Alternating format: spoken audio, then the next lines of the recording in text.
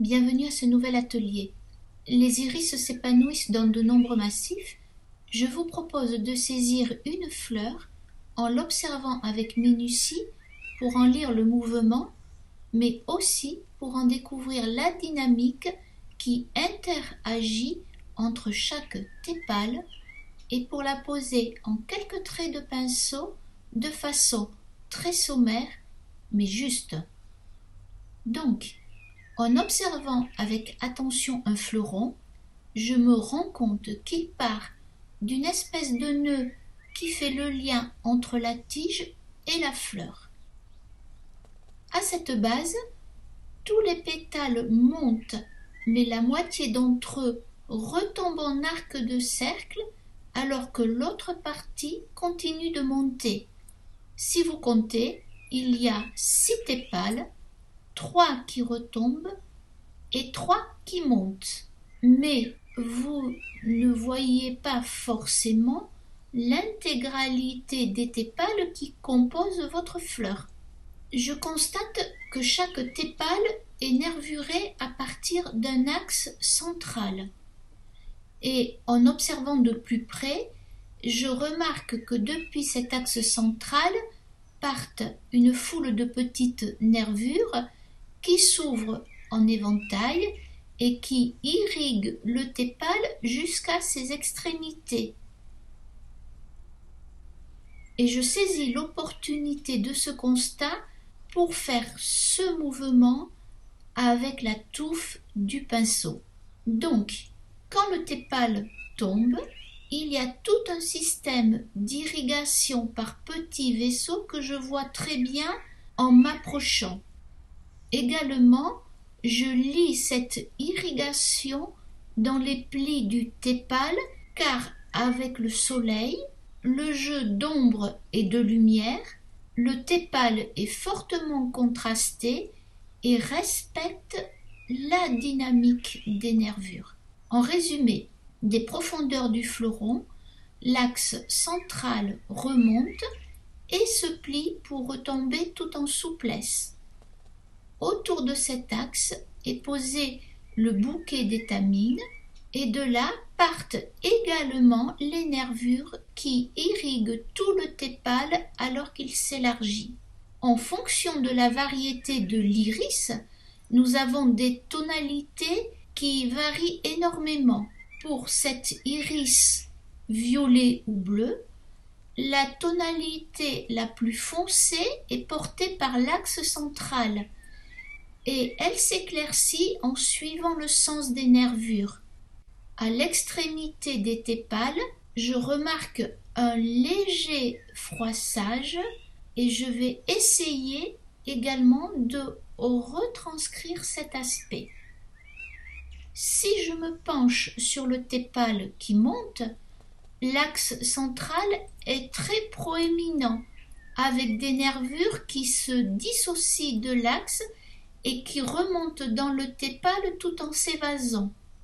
Les tépales du haut sont plus clairs, avec un axe pâle et des extrémités très claires et légèrement froissées. Après cette observation, je passe à la pose de l'iris à la mine graphite sur une feuille de papier aquarelle de petit format. Pour l'atelier, j'ai pris un format de 10 par 15 cm. Je pose une croix qui va être le point de départ des 6 tépales.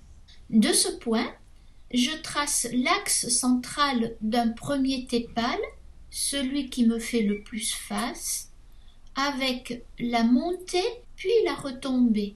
Et je devine le mouvement du second pétale en traçant son axe central et je fais ainsi pour tous les tépales que je vois. Je mets quelques limites extérieures au tépale sans entrer dans les détails. Ma fleur d'iris est posée, je n'ai plus qu'à descendre l'axe de la tige.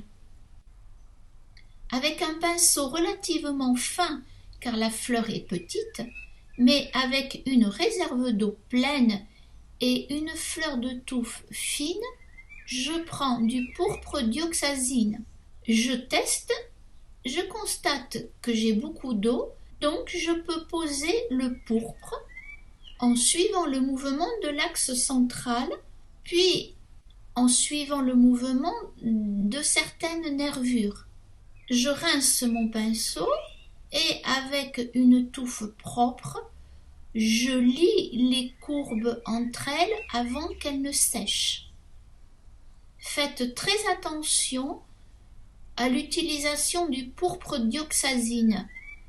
Comme tous les violets, le pourpre dioxazine est une couleur très tenace. Dès que vous la posez, et même si elle n'est pas sèche, elle imprègne instantanément le papier aquarelle.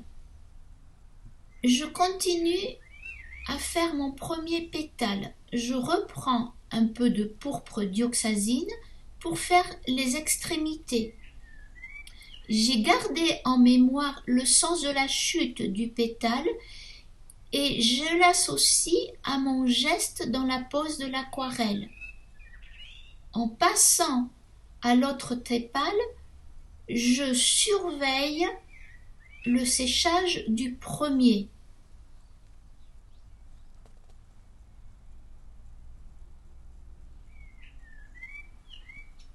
Dans la pose de ce second tépale, je laisse un blanc sur le sommet de l'axe pour matérialiser l'emplacement des étamines. Je travaille le tépale en respectant toujours le sens de circulation des nervures. Ensuite, pour obtenir l'effet de froissage, je pose avec parcimonie des gouttes d'eau. De l'eau propre si je souhaite baisser en tonalité, ou de l'eau à base de pourpre dioxazine pour un effet plus soutenu. Je ne fais que poser des gouttes d'eau. Je ne lave pas le tépale avec la fleur du pinceau, et si des blancs se sont invités, je les laisse. Ils accentuent la fragilité et la transparence de la fleur. Je pose l'aquarelle segment de tépale par segment. Pour les tépales qui montent, je fais de même avec une tonalité plus douce. À partir de l'axe central, je fais un premier lobe, puis un second, et j'affine toujours en respectant le sens des nervures.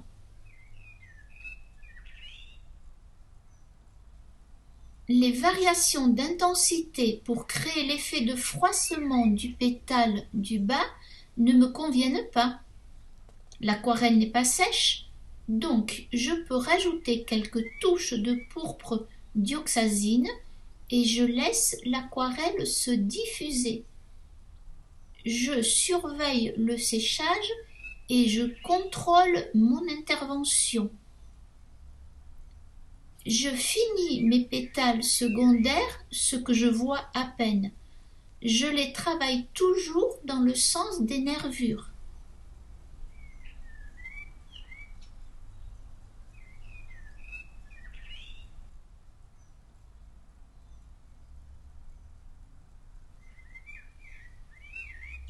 Pour finir la fleur, je pose une petite touche de jaune au niveau des étamines, jaune que je fais retomber le long de l'axe central du tépale tout en l'estompant.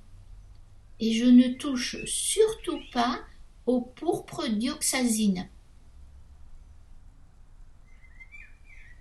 En verre de vessie, je marque la tige. Je la travaille avec la fleur du pinceau, extrêmement fine. Pour la feuille, je la réalise toujours en verre de vessie, avec la touffe du pinceau peu remplie d'eau qui effleure le papier dans le sens de la sève. En quelques traits de pinceau, j'ai saisi un fleuron d'iris. Bel atelier, à très bientôt!